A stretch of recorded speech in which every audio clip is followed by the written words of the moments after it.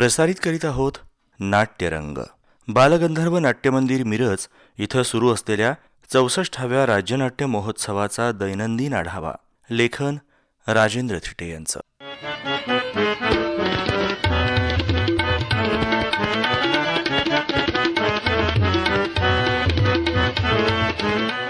64व्या महाराष्ट्र राज्य हौशी नाट्य स्पर्धेच्या प्राथमिक फेरीत मिरज सांगली केंद्रावर 15वं नाटक सादर झालं. नाटक लिअरने मरावं की जगावं. नाटकाचा पडदा उघडतो एका नाट्यसंस्थेचा एक नाराज कलाकार आपले स्वगत प्रकट करताना. उदयन नाट्यसंस्था या संस्थेचा कलाकार. ही संस्था एका उंच पहाडावर निसर्गसंपन्न अशा दूरच्या एकाकी गावातली नामांकित नाट्यसंस्था. विप्लव मुजुमदार या बुद्धिमान कल्पक कर्तृत्ववान दिग्दर्शकाची ही कर्मभूमी. स्थापनेपासून ते आजपर्यंतच्या संस्थेच्या उत्तुंग कीर्तिमान यशोगाथेत याचीच जीवतोड साथ संस्थेला लाभलेली आहे. या विप्लवचं एक स्वप्न असतं, रंगमंचावर किंग लिअर सादर करणं. या भूमिकेचं आव्हान त्याला सदैव साथ घालत असतं. या आधीचे 1-2 वेळेला केलेले प्रयत्न त्याचे अपुरे राहिलेले असतात. अखेर संस्थेमार्फत लिअरचा प्रयोग करण्याचा मानस तो आपल्या नटचमूमध्ये जाहीर करतो. पात्रांची निवड करतो आणि इथंच संस्थेमध्ये रुसड्या फुगण्याची लागण होते. कार्डेलिया या लिअरच्या छोट्या मुलीचं पात्र वयस्कर असलेल्या अरुंधतीला दिलं जातं आणि योगिनी या तितक्याच सक्षम नवोदित अभिनेत्रीला तिच्या मोठ्या बहिणीचा रोल दिला जातो. मग सुरू होते दोघींची आपसातील खुन्नस. तालमीच्या वेळी एकमेकींशी स्पर्धा, आपसात टोमणेबाजी. दिग्दर्शक विप्लव याच्यासारख्या थोर तपस्वी गुरुबाबत पक्षपात केल्याची कुजबूजही सुरू होते आणि अखेर अनुभवी अरुंधतीचा नवोदित योगिनी विरुद्धचा संताप. तिने दिग्दर्शक विप्लवशी यावरून केलेला वादविवाद, भांडण आणि अखेर अरुंधतीचं नाटक सोडून बाहेर पडणं. खरे तर दिग्दर्शक विप्लव या नाट्यसंस्थेच्या उत्कर्षासाठी इथल्या खेड्यापाड्यातून येणाऱ्या मुलांसाठी त्यांना अभिनयाचे प्रशिक्षण देण्यासाठी आपला वैयक्तिक संसार देखील बाजूला ठेवून पत्नीपासून दूर राहून एकाकी जागेत वास्तव्याला आलेले असतात. इथंच त्यांची आणि अरुंधतीची गाठभेट होते.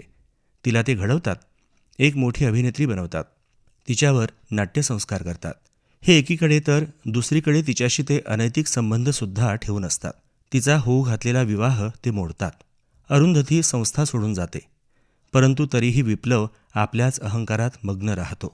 तिच्याशिवाय नाटक करणारच असा जणू दृढनिश्चय करतो. किंग लिअर नुसतंच रंगमंचावर सादर करीत नाही, तर प्रचंड लोकप्रियताही मिळवतो आणि त्याच विजयाच्या उन्मादात तो अरुंधतीची तिच्याच घरी जाऊन गाठ घेतो. आपणच तिला घडवले होते आणि तिच्याशिवाय यशस्वी नाटक करून दाखवले असा दिमाख तिच्यापुढे मिरवतो. अरुंधती त्याच्याशी वाद घालते.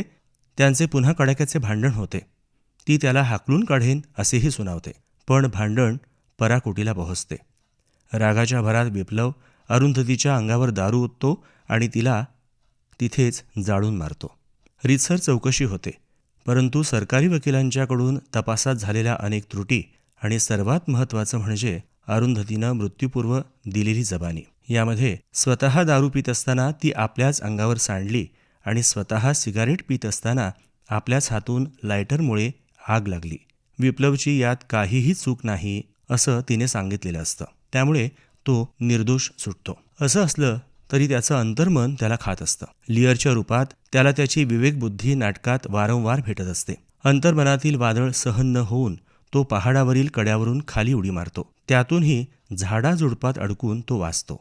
इकडे संस्थेची मॅनेजिंग कमिटी संस्थेची बदनामी झाली आहे, होत आहे असा आरोप त्याच्यावर ठेवते आणि त्यानं पदमुक्त व्हावं म्हणून त्याचा राजीनामा मागितला जातो. तो राजीनामा देतो. यावेळीच इतर सर्व नाराज कलाकार असीम आणि इतर दोघे जे संस्था सोडून गेलेले असूनही त्याच्यावर अजूनही निष्ठा ठेवून असतात, त्याला गुरुस्थानी प्रत्यक्ष बाप मानत असतात, तेही परत येतात. आमची चूक झाली असं त्याच्यासमोर कबूल करतात.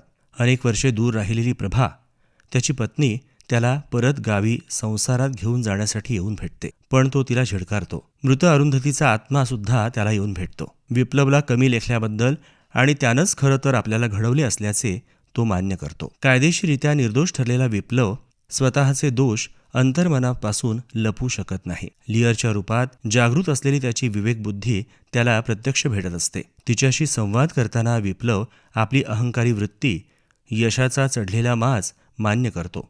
लिअरने म्हणजे त्याच्याच अंतर्मनानं त्याच्या हाती दिलेला विषाचा प्याला प्राशन करण्यासाठी तो ओठाला लावतो. यापूर्वी प्रत्यक्ष खून करून देखील निर्दोष म्हणून जिवंत असणारा, कड्यावरून उडी मारून देखील झाडाझुडपात अडकल्यामुळे जिवंत राहिलेला असा हा विप्लव.